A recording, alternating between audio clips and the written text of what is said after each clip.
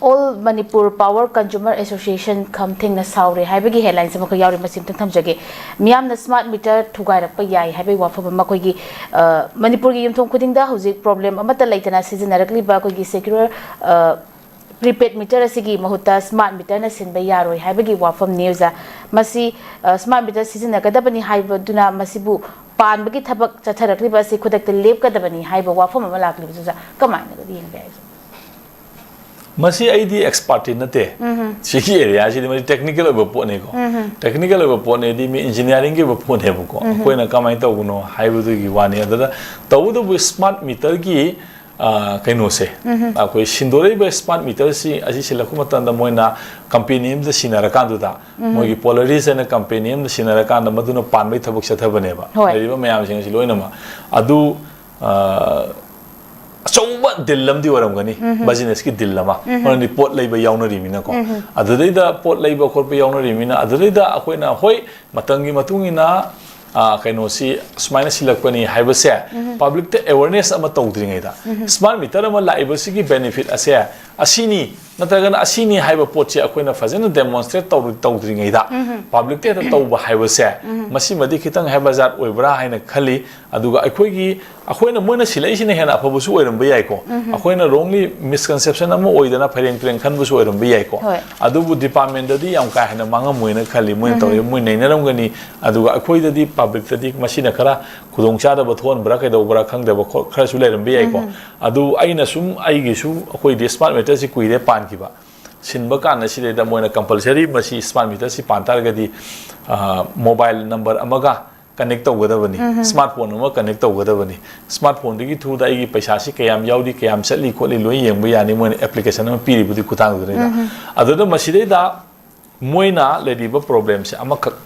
मसिदैदा Koyna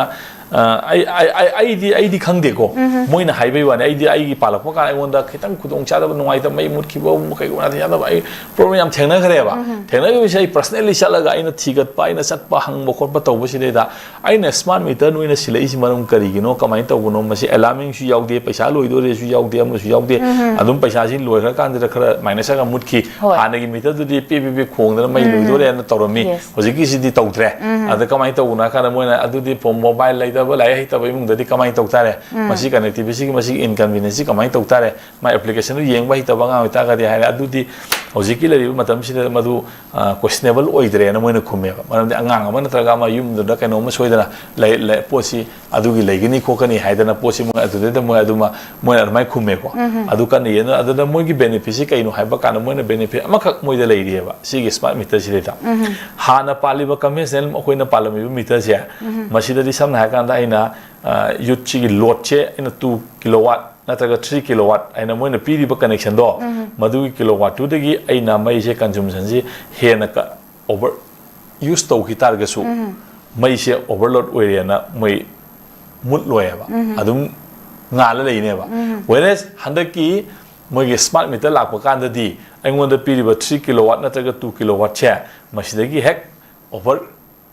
use taukiba kana kudakta maidu mutkaneba asigi keno sima moida yam chawna kudong cha phange maramdi akhoi se aigi yum se hana 2 kilowatt laurameba ko keno sa ba 2 kilowatt lobadagi kamai tauke kan ai masidai personal experience on haige aigi wase 2 kilowatt laurame 2 kilowatt lobodi kamai tauge mate ama kamai tauge da akoigi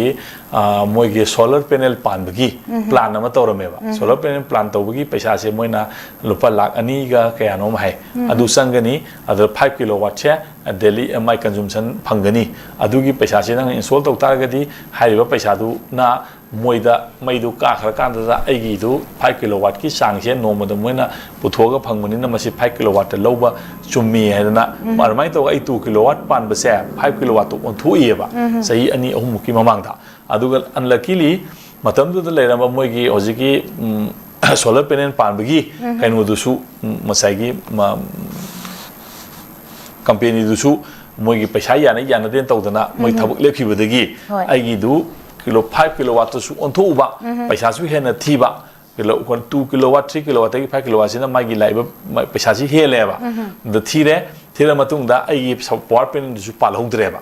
ꯑꯗꯨꯕꯨ ꯑꯣꯟꯊꯣꯛꯎꯔꯕꯅꯤꯅ 5 ꯀꯤꯂꯣꯋꯥꯠ ꯑꯩꯅ ꯄꯩꯁꯥꯗꯤ ꯑꯗꯨꯝ ꯊꯤꯔꯦꯕꯀꯣ ꯑꯗꯨꯗꯩꯗ ꯀꯃꯥꯏꯅ ꯇꯧꯒꯦ ꯍꯥꯏꯕ ꯀꯥꯟꯗ ꯃꯈꯣꯏꯅ ꯀꯔꯤ ꯂꯥꯛꯑꯦ ꯍꯥꯏꯕ ꯀꯥꯟꯗ ꯑꯩꯁꯨ ꯕꯤꯖꯤꯅꯦꯁ ꯏꯁꯇꯥꯕ꯭ꯂꯤꯁ ꯇꯧꯕ ꯈꯣꯠꯄ ꯌꯨꯝꯗ ꯕꯤꯖꯤꯅꯦꯁ ꯏꯁꯇꯥꯕ꯭ꯂꯤꯁ ꯃꯩꯒꯤ ꯍꯥꯏꯗꯤ ꯑꯇꯣꯞꯄ ꯑꯩꯗꯤ ꯂꯩꯗꯅꯀꯣ ꯍꯣꯇꯦꯜ ꯇꯧꯕ ꯈꯣꯠꯄ ꯀꯩꯗꯧꯕ ꯃꯩꯒꯤ ꯑꯉꯥꯡꯁꯤ ꯂꯩꯕꯅꯤꯅ ꯑꯇꯣꯞꯄ ꯃꯥꯒꯤ ꯃꯦꯁꯤꯅꯔꯤ ꯃꯌꯥꯝ ꯁꯤꯖꯤꯟꯅꯕꯅꯤꯅ ꯐ꯭ꯔꯤꯖꯤ ꯀꯔꯤꯒꯤ ꯑꯗꯨ ꯑꯗꯥ ꯃꯦꯆꯤꯟ ꯃꯌꯥꯝ ꯁꯤꯖꯤꯟꯅꯕꯅꯤꯅ ꯍꯥꯏꯕ ꯄꯣꯠꯁꯤ ꯀꯃꯥꯏꯅ ꯇꯧꯒꯦꯗ ꯁ꯭ꯃꯥꯔꯠ ꯃꯤꯇꯔ ꯑꯣꯜꯂꯛꯑꯦꯕ ꯁ꯭ꯃꯥꯔꯠ ꯃꯤꯇꯔ ꯑꯣꯜꯂꯛꯄ ꯀꯥꯟꯁꯤꯗꯩꯗ ꯃꯈꯣꯏꯅ ꯑꯩꯈꯣꯏꯒꯤ ꯃꯌꯥꯝꯒꯤ ꯀꯩꯅꯣꯁꯦ ꯃꯌꯥꯝꯒꯤ ꯑꯩꯈꯣꯏꯒꯤ ꯖꯦꯅꯔꯦꯜ ꯀꯩꯅꯣꯁꯤꯗꯩꯗ 2 ꯀꯤꯂꯣꯋꯥꯠꯁꯤ ꯀꯃꯟ ꯑꯣꯏꯅ ꯂꯧꯁꯟꯅꯕꯅꯤꯅ ꯑꯩꯒꯤꯁꯨ 5 ꯀꯤꯂꯣꯋꯥꯠ ꯂꯧꯁꯜꯂꯦꯁꯤ ꯃꯣꯏꯅ ꯈꯪꯗꯗꯅ 2 ꯀꯤꯂꯣꯋꯥꯠꯇꯨꯗ ꯑꯗꯨꯝ ꯁꯝꯖꯟꯕꯤ ꯂꯩꯔꯝꯃꯦꯕ ꯑꯗꯒꯤꯗꯤ 2 ꯀꯤꯂꯣꯋꯥꯠꯇ ꯁꯝꯖꯜꯂ ꯃꯇꯨꯡꯁꯤꯗ ꯃꯣꯏ ꯁ꯭ꯃꯥꯔꯠ ꯃꯤꯇꯔꯗꯨ ꯖꯦꯅꯦꯔꯦꯠ ꯇꯧꯔꯛꯑꯕ ꯀꯥꯟꯗꯗꯤ ꯃꯩꯁꯤ ꯑꯗꯨꯝ ꯄꯨꯡꯈꯥꯏꯒꯤ ꯑꯗꯨꯝ ꯃꯨꯠꯄ ꯍꯥꯏꯇꯥꯔꯦ ꯑꯗꯨꯝ ꯃꯨꯠꯄ ꯀꯩꯅꯣ ꯇꯧꯔꯤꯁꯤꯕꯣ ꯑꯩꯅ ꯆꯠꯂꯤ ꯑꯃꯗ ꯑꯃꯨꯛ ꯆꯠꯂꯤ ꯑꯃꯗ ꯑꯃꯨꯛ ꯆꯠꯂꯤ ꯑꯃꯗ ꯑꯃꯨꯛ ꯆꯠꯂꯤ ꯀꯋꯥꯗ ꯑꯃꯨꯛ ꯆꯠꯂꯤ ꯁꯤꯡꯒꯤ ꯃꯔꯝ ꯑꯃꯨꯛ ꯆꯠꯂꯤ ꯃꯣꯏꯁꯨ ꯒ꯭ꯌꯥꯟ ꯃꯝꯃꯦ ꯀꯩꯅꯣ ꯂꯥꯁꯇ ꯃꯣꯏꯒꯤ ꯐꯣꯟ ꯅꯝꯕꯔ ꯑꯃ ꯄꯤꯔꯛꯑꯦꯕꯀꯣ ꯑꯣꯟꯂꯥꯏꯟ ꯐꯣꯟ ꯅꯝꯕꯔ ꯑꯃ ꯑꯗꯨꯗ ꯐꯣꯟ ꯇꯧꯔꯒ ꯋꯥꯔꯤꯗ ꯁꯥꯕꯤꯌꯣꯅ ꯍꯥꯏꯕ ꯀꯥꯟꯁꯤꯗꯩꯗ ꯑꯩꯉꯣꯟꯗ ꯍꯧꯖꯤꯛꯀꯤ ꯃꯤꯗꯨꯅ ꯍꯪꯉꯦꯕ ꯁꯥꯔꯒꯤꯁꯤ ꯀꯤꯂꯣꯋꯥꯠ ꯀꯌꯥ ꯂꯧꯕꯤꯒꯦ ꯍꯥꯟꯅ ꯀꯃꯥꯏꯅ ꯇꯧꯒꯦꯅ ꯑꯩꯗꯤ ꯑꯩꯒꯤ ꯀꯩꯅꯣ ꯇꯧꯕꯗ ꯁꯨꯃꯥꯏꯅ 5 ꯀꯤꯂꯣꯋꯥꯠ ꯂꯧꯈꯤꯕꯅꯤꯅꯦ ꯑꯗꯨ ꯅꯣꯏꯅ ꯁꯤꯗꯩꯗ ꯀꯔꯤꯅꯣ ꯍꯥꯏꯕ ꯀꯥꯟꯗ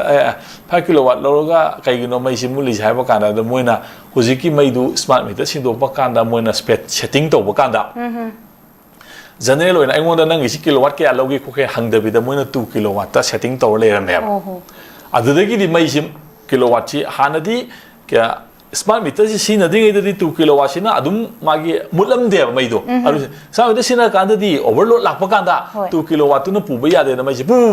ꯃꯨꯠꯂꯦꯕꯀꯣ ꯃꯨꯠꯄꯒꯤ ꯁꯤꯒꯤ ꯀꯩꯅꯣꯁꯦ ꯑꯩꯉꯣꯟꯗꯗꯤ ꯄꯔꯁꯅꯦꯜ ꯑꯣꯏꯅ ꯊꯦꯡꯅꯈ꯭ꯔꯦꯕ ꯑꯗꯒꯤꯗꯤ ꯑꯩꯒꯤꯁꯦ 5 ꯀꯤꯂꯣꯋꯥꯠꯅꯤ ꯍꯥꯟꯅ ꯁꯨꯃꯥꯏꯅ ꯂꯩꯕꯅꯤ ꯅꯣꯏꯅ ꯍꯥꯏꯔ ꯃꯥꯅ ꯑꯦꯞꯇꯨ ꯗꯥꯎꯟꯂꯣꯗ ꯇꯧꯔꯣ ꯈꯣꯠꯂꯣ ꯌꯦꯡꯀꯥꯟꯗꯗꯤ 5 ꯀꯤꯂꯣꯋꯥꯠꯇꯨ ꯊꯣꯛꯇꯦ 2 ꯀꯤꯂꯣꯋꯥꯠ ꯊꯣꯛꯑꯦꯕꯀꯣ ꯑꯗꯨꯗꯒꯤꯗꯤ ꯃꯣꯏ ꯅꯨꯃꯤꯠ ꯍꯨꯝꯅꯤꯃꯨꯛ ꯆꯪꯉꯦꯕ ꯑꯗꯨ ꯑꯃꯨꯛ 2 ꯀꯤꯂꯣꯋꯥꯠꯇꯒꯤ 5 ꯀꯤꯂꯣꯋꯥꯠꯇ ꯑꯃꯨꯛ ꯑꯞꯒ꯭ꯔꯦꯗ ꯇꯧꯕ ꯀꯥꯟꯗꯨꯗ ꯃꯣꯏꯅ ꯑꯣꯇꯣꯃꯦꯇꯤꯀꯦꯂꯤ ꯇꯧꯔꯛꯀꯗꯕꯅꯤ ꯍꯥꯏꯅ ꯇꯧꯔꯀꯥꯟꯗꯨꯗ ꯍꯧꯖꯤꯛꯄꯨꯗꯤ 5 ꯀꯤꯂꯣꯋꯥꯠꯇꯨ ꯑꯞꯒ꯭ꯔꯦꯗ ꯇꯧꯈ꯭ꯔꯀꯥꯟꯗ ꯃꯩꯗꯨ ꯍꯥꯟꯅꯒꯤ ꯑꯗꯨꯃꯥꯏꯅ ꯃꯨꯠꯄꯒꯤ ꯄ꯭ꯔꯣꯕ꯭ꯂꯦꯝꯗꯨ ꯁꯣꯜꯕ ꯇꯧꯈ꯭ꯔꯦꯕ ꯑꯩꯅ ꯁꯤꯗ ꯍꯥꯏꯅꯤꯡꯉꯤꯗꯤ ꯑꯩꯒꯤ ꯄꯔꯁꯅꯦꯜ ꯑꯦꯛꯁꯄꯤꯔꯤꯌꯦꯟꯁ ꯊꯦꯡꯅꯕꯩ ꯋꯥꯅꯤ ꯃꯣꯏꯅ ꯍꯧꯖꯤꯛ ꯍꯥꯏꯔꯤꯁꯤ ꯀꯩꯅꯣ ꯍꯥꯏꯕ ꯀꯥꯟꯗ ꯍꯥꯟꯅꯗꯤ 2 ꯀꯤꯂꯣꯋꯥꯠ ꯂꯧꯔꯁꯨ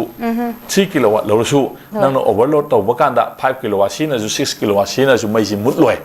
हानगी मीटर सिददी वयस हंदकी स्मार्ट मीटर लाख कांसिददी नंगी लौरिबा किलोवाट मसिंगसे सिदगी हेक हनबा कांदा मैसि ऑटोमेटिकली मोना मथन मुतखिनी अदुगी बेनिफिट अमा मोगी डिपार्टमेंट लई हैना मोना अदुमाइना हायेबो असि आइना आइगोंदसु थेंनाखरे अदुगु मसु सुमसु सुमेबा अदुदैदा होजी अकोइना लाइबा रोंग मिसकंसेप्शन गांजु मोय एमएसपीडीएसएल कामुना हामा सेंदोखरे स्मार्ट मीटर पालागा हेना पैसा चटपगी खोपगी हेना पैसा अकोइना हेना चटपी वफम कशु लेते खोते मसी अदु अदा मोय सेंदोखम सु यावखरे बा खबर दको अदु अकोइ मसी लूरिदी पब्लिक ता अवेयरनेस अमा पीदना डिपार्टमेंट की लेरिबा पोट सिंग असे सिनी हाइदना नोटिफिकेशन अमा थो कांदुदा पब्लिक ता मसी की अवेयरनेस अमा पीगदौनेबा मसी केनो सिमा थोक्त्रिङै जिदको अदु आइगोन थेंनरिबा पोट सि कनागुमना थेंना तारगदी मदु क्याम थिन वारंगनी आइदी सुम चटप तंदबगी पके चल थिबै वानेबको अदु कनागुम नॉर्मल केनोम थेंनबा तारगदी मदु आइगोन हुजिक थेंनरिबा इनकन्वीनियंस सु क्याम थिन वाने अदु हुजिक हाइबो वानी हाना 2 किलोवाट लेरम कामुसिंग ओइ कनेक्शन तब कांदु ओवरलोड लाप कांददि मैदु लोइ मुलंगनेबा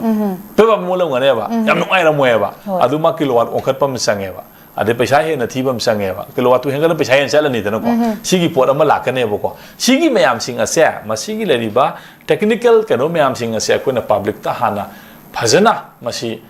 मीडियादा माइ कन्विंस तौदना सि लेरिबा पोजिशन सिनी हैदना लेरिबा मयाम सिंग असिना फजना कन्विंस तौर कान सिदैदा पोजि तौबिगदबनेबा नत्रबिदा ओनली मोगी बिजनेस मोटिव ता मोगी पोट योनबगी नत्रगा प्रो रिप्लेस तौबगी पोट मयाम सिंग असि केनोदा तौब सथबो इतारगदी लेरिबा पु मयाम सिंगी अदुम प्रॉब्लम से थोलकनेबको मसाई एरिया से खितंग डिपार्टमेंट मसिगी एरिया से खितंग आइदी सेक्शन सिंजिंगी मतम सामने हाकांदा खुन्नम सिंदोरे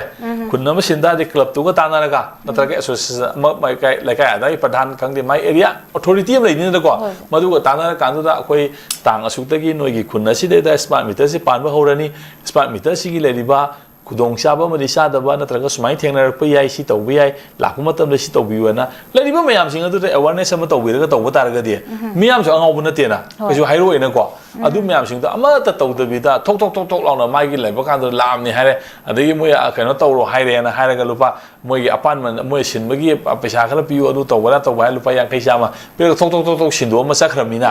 adu gi lak ba kan huji ki ego na thekna ri but kaino myam ni thekna da di mi du na masana